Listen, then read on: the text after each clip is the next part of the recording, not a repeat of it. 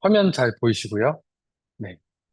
저번에 저희가 이제 자소서 특강 하면서 자소서 작성법 하면서 이제 그 자율활동 경험을 활용하라 여기까지 진행을 했고요. 오늘은 지금 저번에 다 하지 못했던 거, 일부 남은 거 보고 마무리하고, 그 다음에, 그 소재 개발 관련된 내용들 일부 진행을 하도록 할게요. 자, 오늘 할 이야기는 현실 세계와 관련된 탐구 주제를 찾아라. 요거부터 시작을 할 건데, 자소서 소재들, 그러니까 자소서 이제 쓰다 보면은 굉장히 이제 난이도 있는 것들을 친구들이 뭐 많이 써요. 뭐 서브프라임 모기지론이 뭐 세계 경제에 미친 뭐 영향이라든가 뭐 등등 뭐 미국의 뭐 어떤 정책이 뭐 미친 영향이라든가 이런 거 많이 쓰는데 사실 쓰는 사람도 재미가 없을 수 있고요. 보는 사람도 너무 어렵다 보면 흥미가 없을 수 있어요.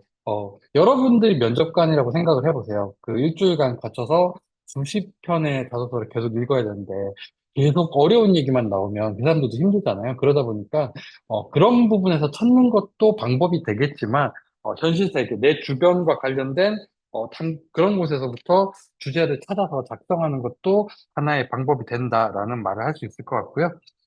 어, 한번 읽어볼게요. 대치동에 물난리가 났다. 대치동역 사거리는 저지대여서 해마다 비가 많이 오면 침수가 된다. 여러분 다 아는 그 저기 뭐지? 강남 쪽에 대치동이라고 가난 동네 있어요.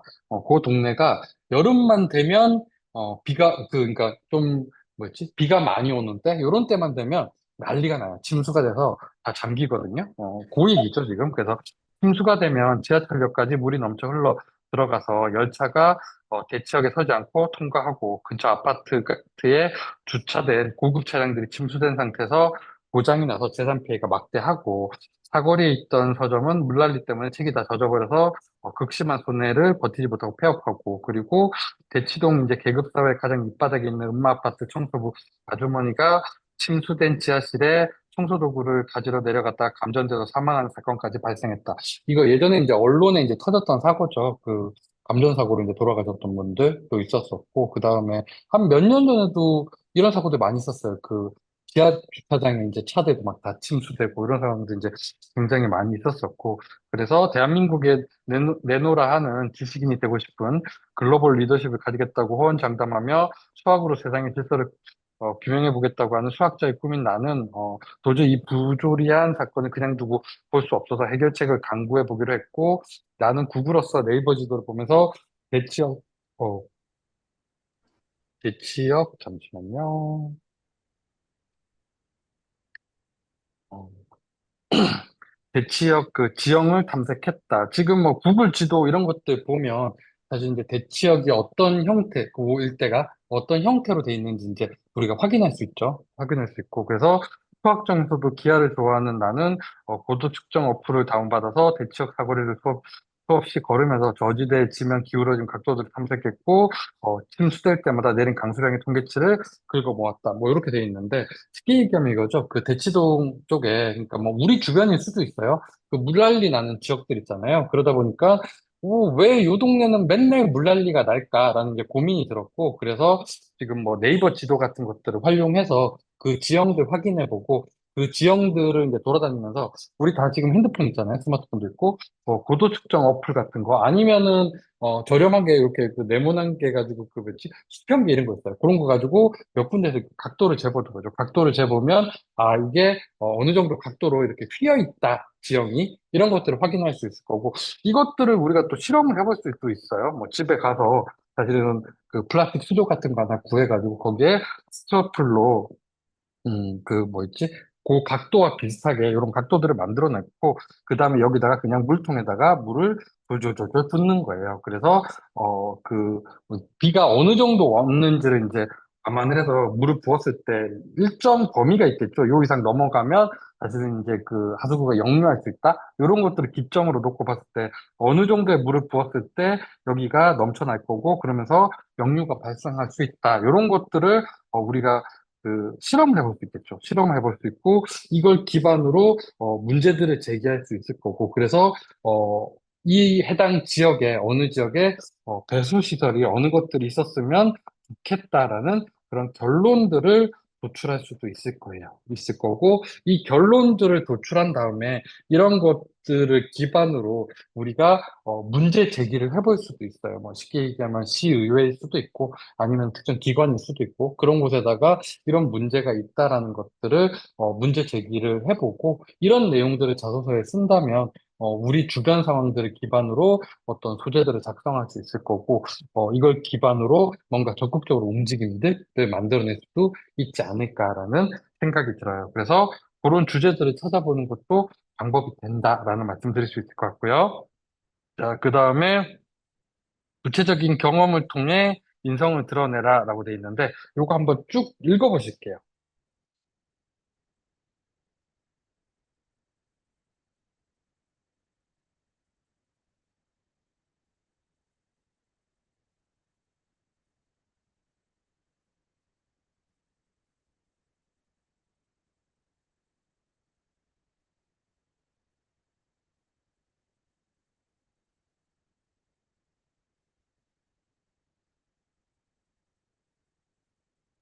다 읽어보셨나요?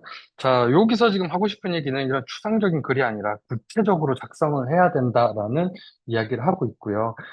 여러분들이 면접실에 가서 이제 면접 답변을 할 때 사실은 자소서에도 어느 정도 구체성을 띠기는 하겠지만 면접실에서는 더더욱 구체적인 설명을 해요. 구체적인 설명을 하게 되고 이게 구체적으로 설명을 하면 사실은 듣는 사람이 눈앞에 그 상황들이 좀 그려져요. 그려지고 눈앞에 그게 그려짐으로써 그게 사실이구나. 아, 정말 얘가 이런 일이 있었었구나라고 신뢰하게 되는 거예요. 여러분도 제가 이제 실제 이제 오프라인에서 강의할 때 하는 얘기가 우리도 책을 읽을 때 감동을 받는 어떤 글이나 내용들 이런 것들을 보면 구체적인 상황들을 다 풀어서 설명하죠. 풀어서 설명하기 때문에 그게 우리 머릿속에서 그림으로 그려지고 그게 그려짐으로써 거기에 더 훨씬 더 이해가 빨라지는 거잖아요. 그거랑 마찬가지예요. 그래서 구체적인 내용으로 답변을 해야 되고 자소서에서도 놓고 본다면은 자소서의 인성 쪽이죠. 인성 쪽을 놓고 보면은 개인적인 경험 및 이를 통해 배우고 느낀 점을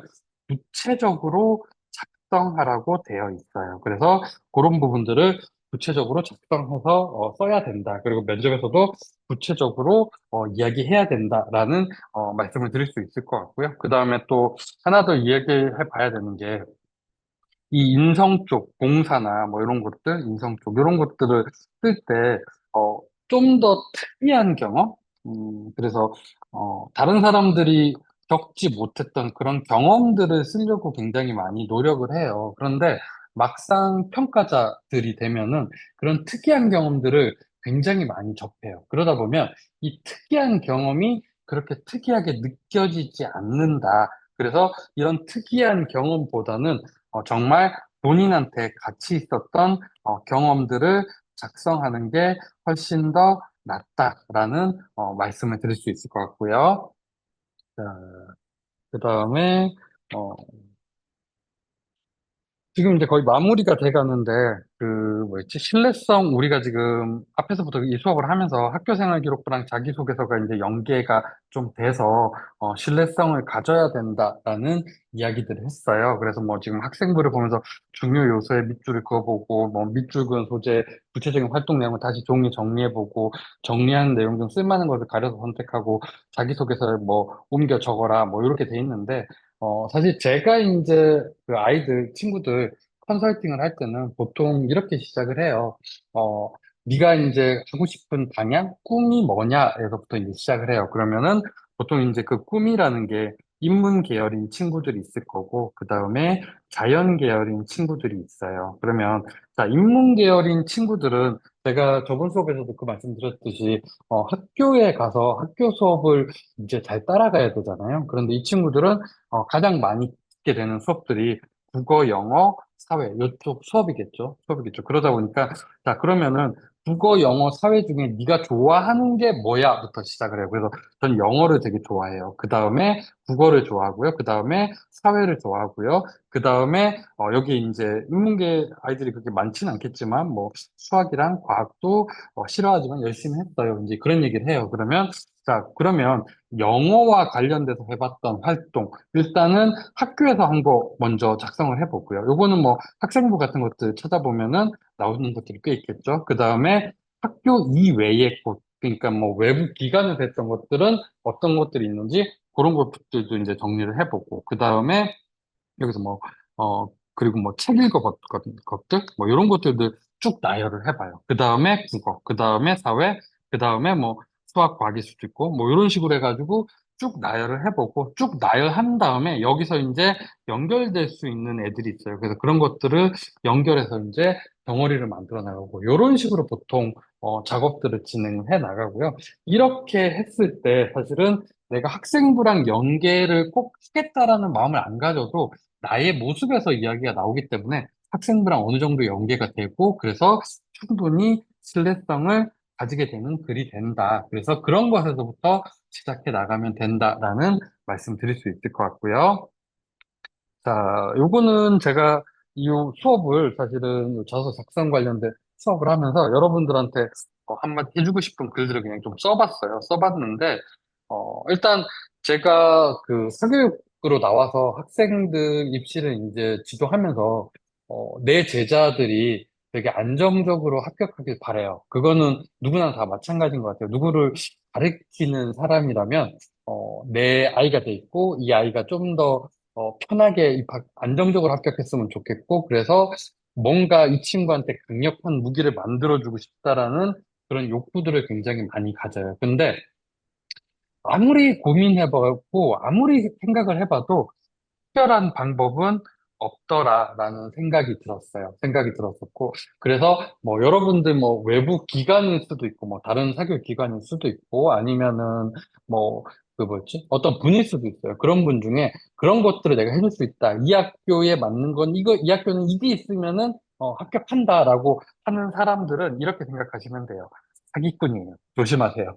그건 말도 안 되는 얘기예요. 말도 안 되는 얘기고, 사실은 합격을 하는 방법은 그건 것 같아요. 내가 쌓아온 시간과 노력을 잘 정리하면 돼요. 그리고 그거를 잘 정리한 자소서가 나에게 가장 최적의 자소서고, 그런 내용들이 쌓여서 정리되어 있는 자소서가 나를 합격시켜 줄 수 있는 자소서다. 그래서, 편법을 찾지 마시고, 어려운 걸 찾지 마세요. 그냥 나에게서 시작해서 그 내용들을 쌓아 나가면 된다라고 생각하시면 될 것 같아요. 그 다음에 그래서 또 하고 싶은 이야기는 어, 그런 이게 사람이 불안하면 여러 가지 이제 마음들 다른 거에 많이 쏠릴 수 있는데 나 자신을 믿어야 돼요. 내가 나를 믿지 않으면 그 누구도 나를 믿지 않아요. 그래서 나 자신을 믿어야 되고 나의 노력과 내가 투자한 시간은 절대 나를 배신하지 않습니다. 그리고 또 자소서를 작성하며 부족한 나 자신에 대해서 조금 슬퍼하세요. 슬퍼하는 게 맞아요. 그렇지만 너무 슬퍼하지는 마라. 왜냐면 우리의 평가는 12월이에요. 그래서 아직 우리에게는 시간이 있어요. 그래서 이 시간들을 얼마나 열심히 쓰느냐가 관건이다라고 보시면 돼요. 여러분 생각해 보세요. 여러분들이 봐온 그런 완성된 자소서와 완성된 합격 수기 아이들은 소수예요. 걔들은 몇 년간 그렇게 준비했어요. 걔들이 합격하는 건 전 당연하다고 생각해요. 왜? 몇 년간 그런 준비를 해왔으니까. 하지만 걔들은 소수고 여러분들이 지원하려고 하는 학교에 뽑는 대다수의 아이들은 지금 여러분과 똑같이 다 이런 준비를 하고 있고 그러면서 다 불안해하고 있어요. 그러면 지금부터 남은 대다수의 자리는 지금부터 남은 시간을 어떻게 쓰느냐가 관건이지 지금까지 어떻게 살아왔느냐가 관건이 아니에요. 그래서 어, 너무 불안해하지도 말고 너무 슬퍼하지도 말고 지금부터 남은 시간에 최선을 다해라라는 말씀 드릴 수 있을 것 같고요. 어, 부끄럽긴 하지만 계속해보면 내가 살아오면 알게 된 세상은 도전하는 자랑 도전하지 않는 자로 나뉠 뿐이고요. 그리고 도전하는 사람은 늦을 수는 있어요. 하지만 언젠간 자기가 원하는 목적지에 도착한다. 그렇기 때문에 끝까지 노력해라 라는 말씀 드릴 수 있을 것 같습니다. 자, 그래서 요걸 기반으로 자소서 특강은 마무리를 지을 건데 이게 지금 온라인 특강이다 보니까 사실은 제가 합격자들 자소서를 여러분들한테 보여줄 수가 없어요. 이게 온라인이다 보니까 여기에 오픈을 했을 때 나중에 어떤 문제가 발생할지 제가 예측이 안 돼요. 이게 오프라인이라면 자소서를 좀 보여드리고 그걸 기반으로 학생들이 좀 고민해 볼 수 있을 것 같은데 그게 지금 어려워요. 그러다 보니까 지금 여러분들 분명히 주변에 원장님이든 아니면은 뭐 선배든 뭐 이런 사람도 있을 거예요. 그런 분들을 통해서 합격한 학생들 자소서를 한번 읽어보세요. 읽어보셔야 내가 어느 정도 수준의 자소서를 써야 되는 거구나. 그리고 평가자들한테 어떤 느낌을 줘야 되는 거구나라는 것들을 한번 좀 느낌으로 느껴봤으면 좋겠다라는 생각이 들고요. 그리고 그런 것들을 기반으로 그 기준값을 잡고 그 다음에 그 자소서를 써내려갈 때 지금 제가 했던 이런 강의들을 기반으로 한번 자소서 소재들 만들고 작성해봤으면 좋겠다라는 말씀을 드리겠습니다. 그래서 요걸 기반으로 자소서 작성 수업은 마무리를 짓도록 하고요.